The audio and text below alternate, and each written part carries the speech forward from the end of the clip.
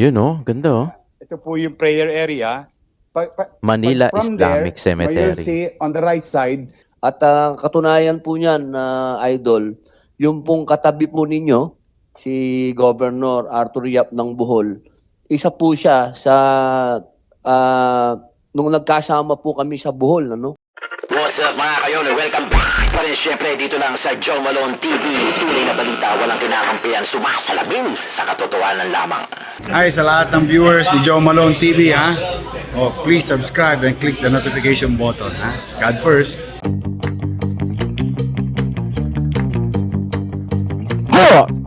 Come on, come on, come on.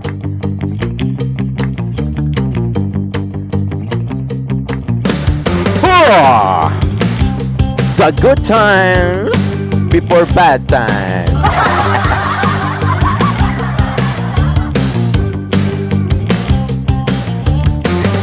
Sana mapanood nyo lahat ng episode natin for today. Tatlo ito. Isang national at dalawang lokal. Ha! Ha! Huh! Pasok na mga suke. Shoutout sa lahat ng mga Iskonian solid natin. Forever. At pati na rin yung mga viewers natin Luzon, Visayas, Mindanao. Oh! Yeah! Oh!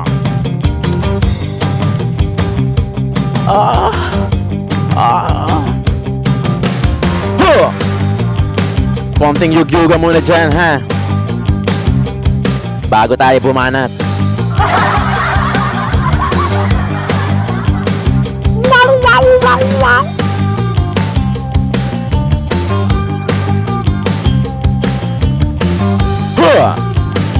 Pasok na mga sukay, attendance check tayo sa baba. Comment down below kung saan lupalop ka man nanonood at naroroon. Yeah.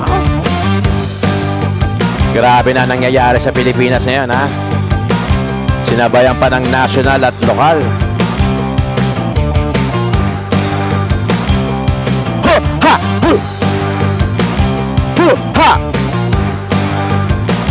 Ha!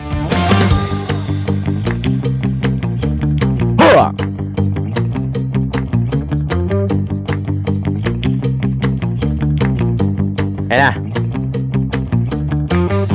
Alright. Magandang umaga sa inyong lahat. Today is November 25, araw ng Lunes, alas 9 na dito sa akin. Pangatlong upload na natin ito ha. Pangatlong video na i-upload natin for today's vlog. At maraming salamat sa mga major sponsors natin na nandito sa taas. Yung mga nanonood sa atin sa lokal, Luzon, Visayas at Mindanao, maraming salamat sa inyo sa pagsuporta nyo sa Joe Malone TV. At pati na rin yung mga Iskonian solid natin na OFW, pati na rin na attendance check tayo ha.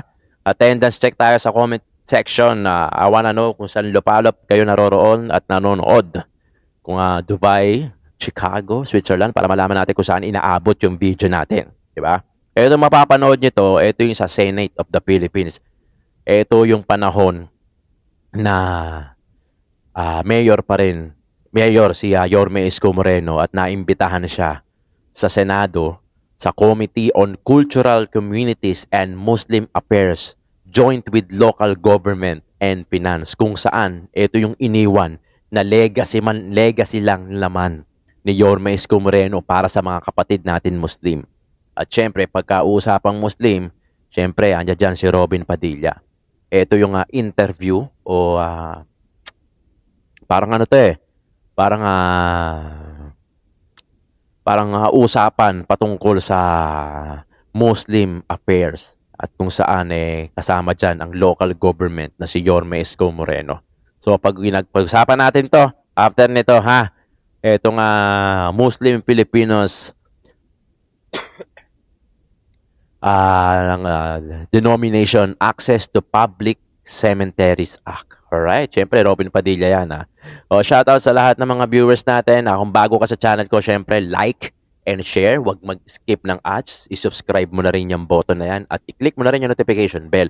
Walang bayad dyan. Ngayon, kung gusto mo namang magbayad, mag-join ka ng membership natin. Magkakaroon tayo next year ng mga exclusive o yung mga members lang yung unang makakapanood muna ng mga videos natin, lalong-lalo na yung campaign period ni Yorme Isko Moreno. Alright, panoorin natin to ha. Mahal na Mayor, Yan. gusto ko lamang pong marinig at marinig po ng ating tagapanood kung paano nyo po naisip na gawan po ng sementeryo yung ating mga Grabe, kamusliman. legacy yan. Legacy yan.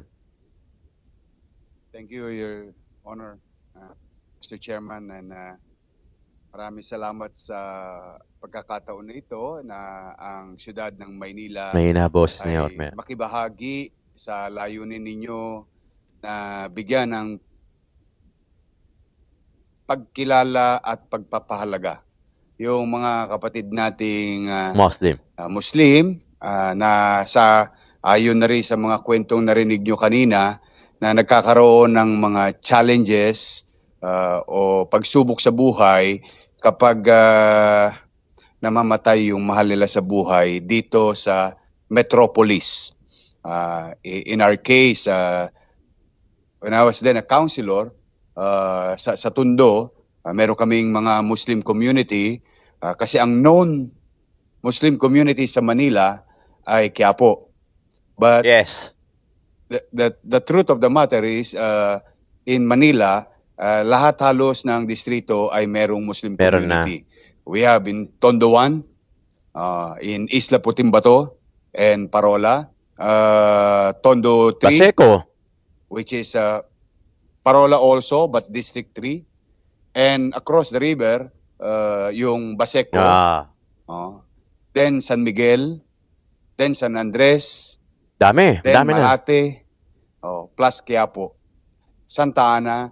So when you look at the geography that I have mentioned, they are situated all over the city of Manila.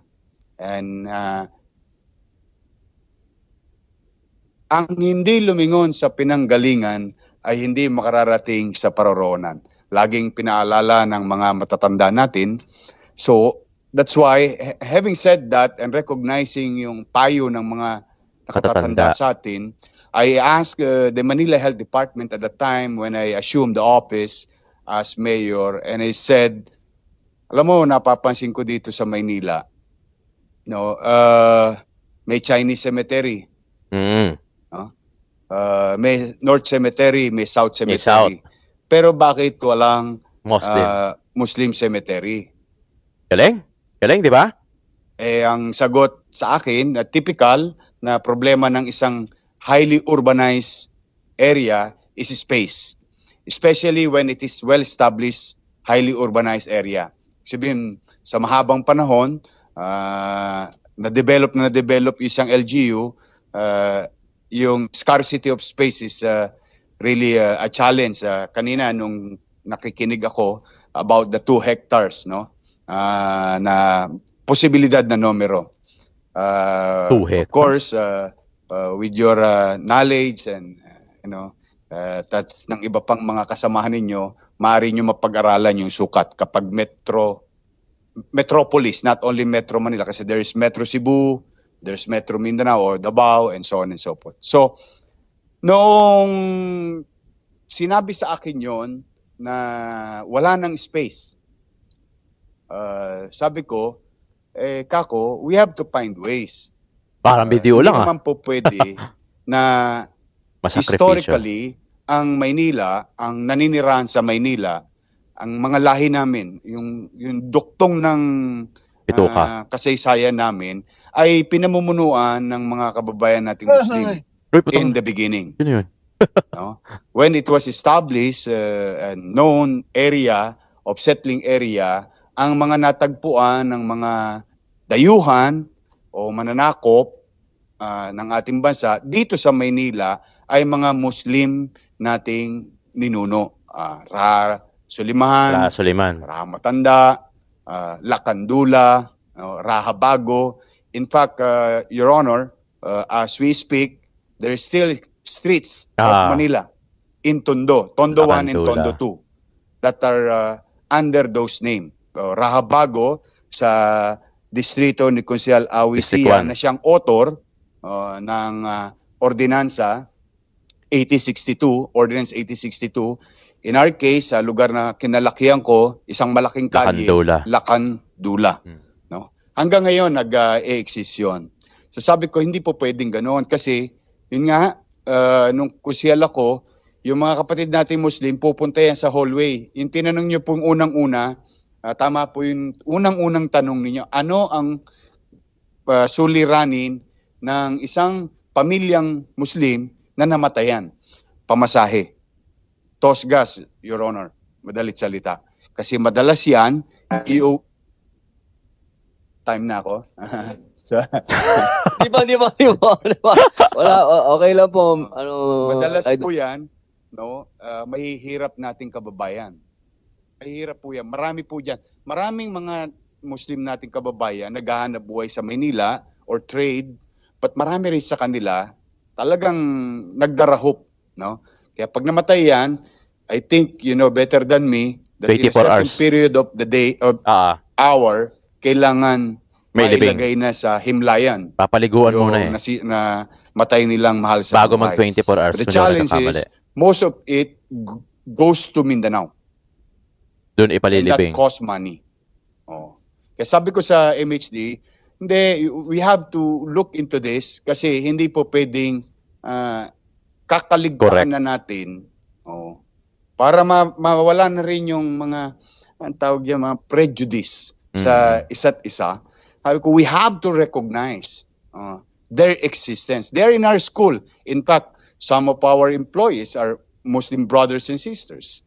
In our public education system, meron pa kaming inilaan na special na para sa kanila, sa mga batang Muslim. O sabi, di awa naman ng Diyos, Your Honor, meron kami nakita, sad to say, in the beginning, bulok na lugar. Nabubulok namin. Kami ang nagpabaya bilang pamahalang lungsod. Sa parte ng Makati, meron kaming pag-aari doon, what we called South Cemetery.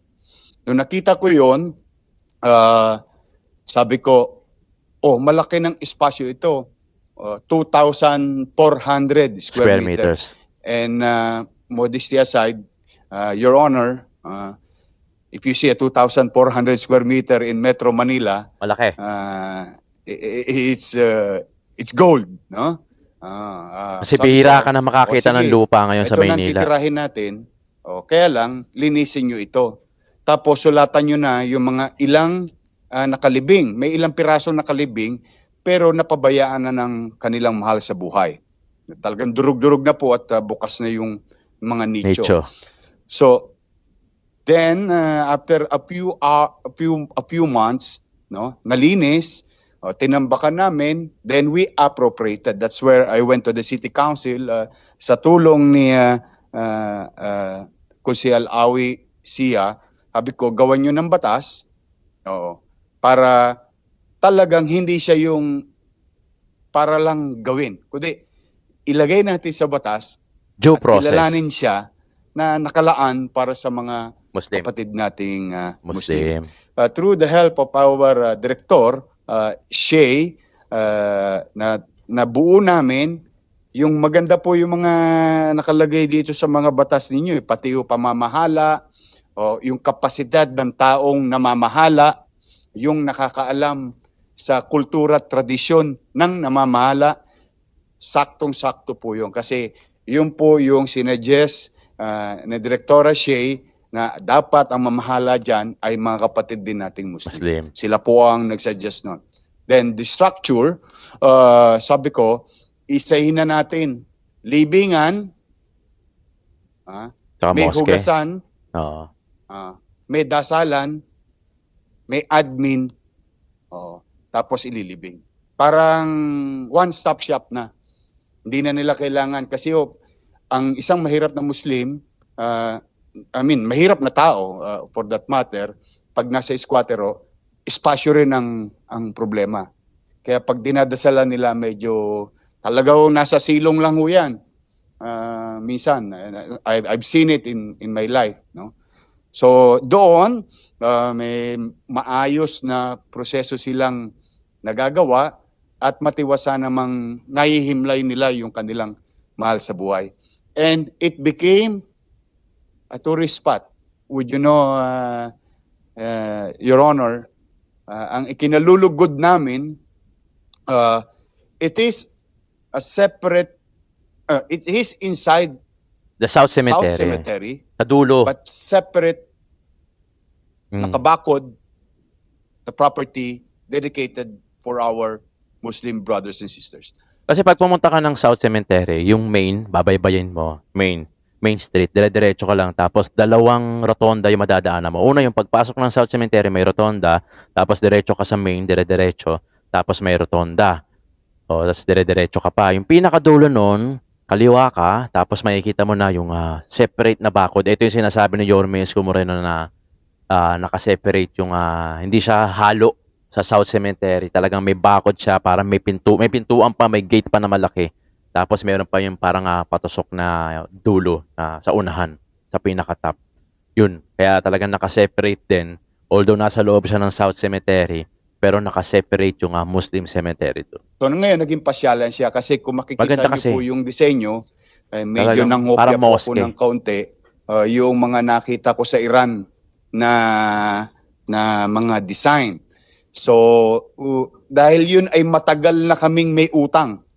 So sabi ko, kung gagawin rin lang naman natin, yung babayad at itatama natin ng kasaysayan ng Maynila, at for those, the next generation who will pass by, they'll see that they will never, and they should never forget that who we are as a city of Manila, as the capital of the country. And yung kusino yung aming mga ninuno. Bagamat totoong napalitan ng aming mga kultura, tradisyon, dala ng mga adaptation to other things, but we must not forget, as like the saying goes, sabi ng mga matatanda, ang hindi lumingon sa pinanggalingan ay hindi makararating sa paroronan. Yeah. Diyan po nagsimula yung, sabi nga namin, long overdue.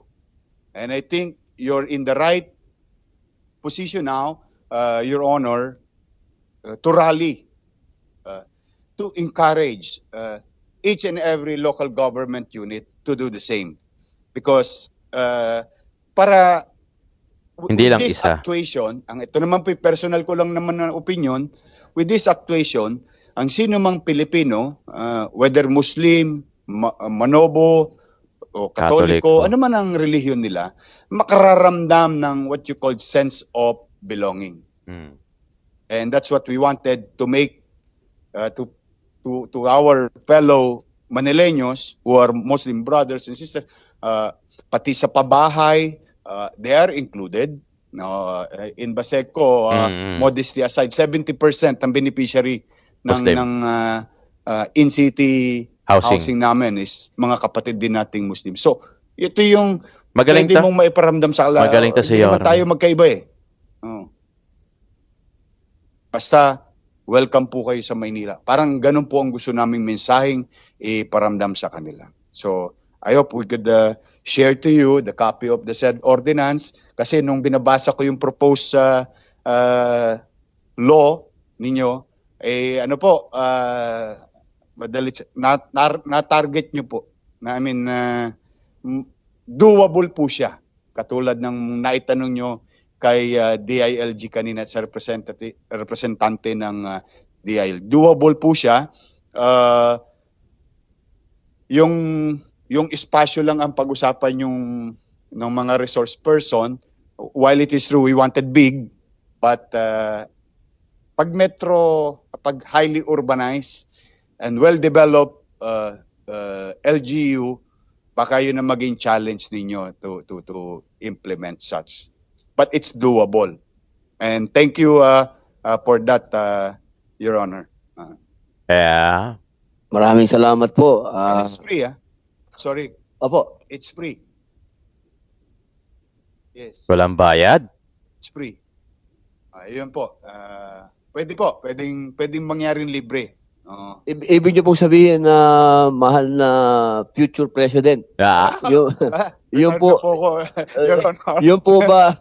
yun po ay kahit basta taga Maynila, wala na pong babayaran. Kayo na pong lahat. Hindi po. In fact, modesty aside, Your Honor, nabanggit yung pandemya kanina. modesty aside, our rule in Manila is open policy. When we say open policy, when I became mayor, tumama yung lahat ng suliranin ng isang leader ng pamayanan, on in this case, ng bansa at ng buong mundo. So, we created in our own little way. Hindi po kami mayamang syudad. In fact, kapag titingnan nyo kami sa linyada ng mayayaman, medyo malaylayo kami at that time. But we wanted to welcome everyone. Yung bang yakapin ng kapwa mo hanggat kaya mong yakapin.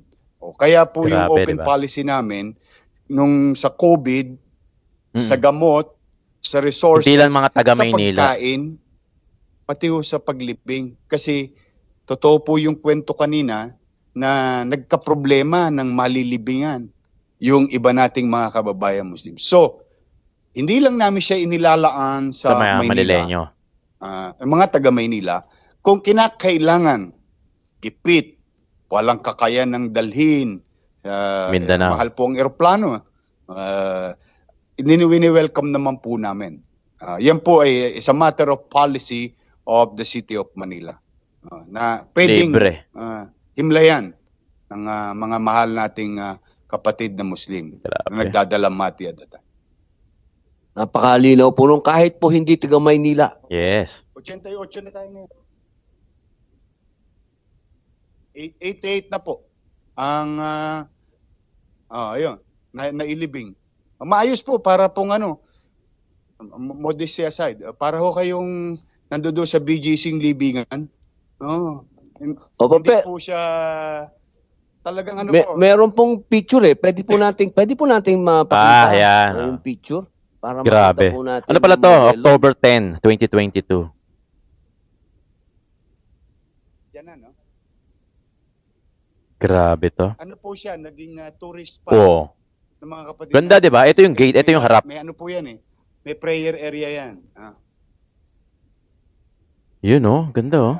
Ito po yung prayer area.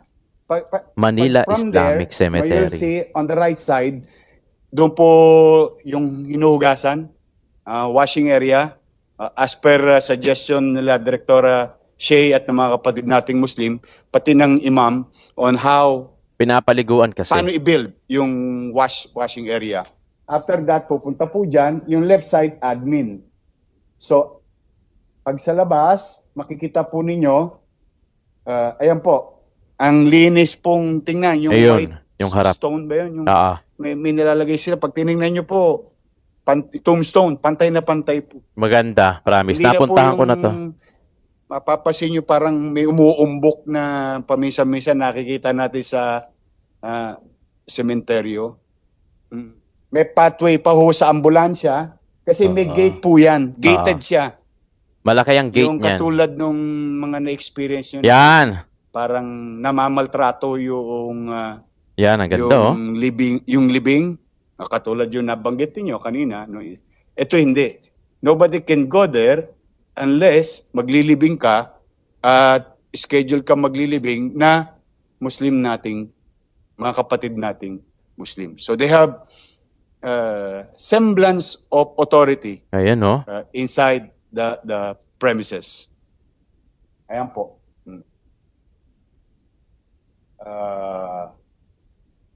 Meron kang picture sa labas. Yan. Yan, yan, Ayan yan. yung gate. Yan yung gate. Ayan po yung gate. Ayan po yung kinopya ko sa yung disenyo sa Iran. Nakita ko po kasi sa picture ng mga mosque sa Iran. Sabi ko maganda to ah. And I'm happy with Shay and the architect na sinunod naman yung ano. So hindi siya lang ordinaryong wall, butasu siya, but it's a secluded Lugar. area Oo. in Makati. Galing, galing.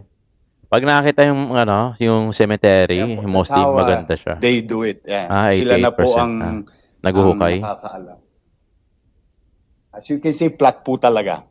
Kasi nilevel po namin siya. Mga 300 may trucks.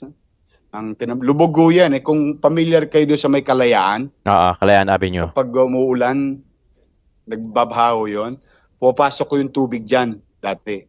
So we went beyond the street level. In-elevate po. Mas Kaya mataas. ang mapapasin nyo, yung lupa, medyo magandang uri. Yung pagtitingin nyo po, kinuha na po natin yan sa somewhere. Ayan po yung tinambak natin at certain height para yung quality bahain. baka hindi ho natin alam dahil may sementeryo rin ho dyan dati. Hindi natin alam. Baka may matabunan tayong mahukay. Galing, di ba? Magaling All to, those si Yorme. things were considered. Iba yung leadership. Silang ambulansya. Ito yung sinasabi natin na Isa sa mga leadership request din skill. ng mga kapatid natin Muslim yun. Dahil may tosgas din po yung ambulansya kapag Malaki ang tosgas kinukuha niyan. yung pasyente o yung Patay. labi. Labi. Grabe yan, no? Chairperson. Ito po yung board. Yung iniisip ninyong bumubuo nung Magaling to si Yorme. lagi Ito po, yung legacy ni Yorme Isko Moreno na naiwan niya. Ito nga Kaya ano po, Muslim cemetery. yung iniisip nyo talaga napapanahon. Assalamualaikum. Bagay na Assalamualaikum. bagay. And I would like to commend you for that simply because on behalf of, ito, matagal ko po itong katrabaho, I'm happy for them that there is a bill similar like things that na nangyari na pwede na ngayon escalation na lang. I-escalate na lang, palalakhin na lang, palalawakin na lang. So thank you, Your Honor, Mr. Chair, Galing? to other resource person. Napaka ganda po ng pinakita Hikain. sa atin ng ating idol na Mayor Yeah. Isko Moreno. Ito na po yung model eh. Meron na tayong model. At ang pinakamaganda pong punto pa ron, sa kalagitnaan ng Pandemya. sinasabi nating highly urbanized talaga. Kaya pwede po talaga, katulad ng sinabi po ni Asik Doni, Posible. ito na po yung pwede nating gayahin sana. At katunayan po niyan, Idol, yung pong katabi po ninyo, si Governor Arthur Yap ng Bohol, isa po siya sa, nung nagkasama po kami sa Bohol, ano? Yan din po ang kanyang proyekto. Grabe, oh. At Kita mo marami nga pong naman yan. na-inspire talaga sa inyo, Mayor. Yung inyo pong hakbang Grabe, na no? marami pong Tapos gusto nyo pa sa bago. Sus, Mariosep labasan. naman kayo. Pwede po nating pakinggan si Honorable Arthur Siyap, ang aking, ito po ang governor na ito. Grabe, di ba? Kita nyo yun? Nakat na yung video doon eh. Kasi dinownload lang natin to kay Isko Moreno sa page niya. Ito yung legacy na sinasabi natin na leadership skill na naiwan ni Yorme Isko Moreno. Muslim cemetery to the point na gagayahin pa ng mga taga-Bohol yung proyekto na yon para mapagbigyan naman yung mga kapatid natin na Muslim. Walang masama, di ba? Grabe yung ginawa ni Yorme Isko Moreno sa Maynila tapos gusto pa natin bago yung paupuin natin. Eto, may resibo na. Kaya sobrang layo ng rating ni Yorme Isko Moreno sa mga competitors niya, yung mga kalaban niya. Grabe. Wala akong masabi. Kaya sana sa darating na halalan, paupuin natin yung talagang may resibo. Yung alam natin na meron talagang gagawin para sa Maynila. Na alam natin na hindi tiwali. Alam natin na may gagawin dahil marami na siyang nagawa. Ipagpapatuloy na lang o marahil dadagdagan o palalakihin pa.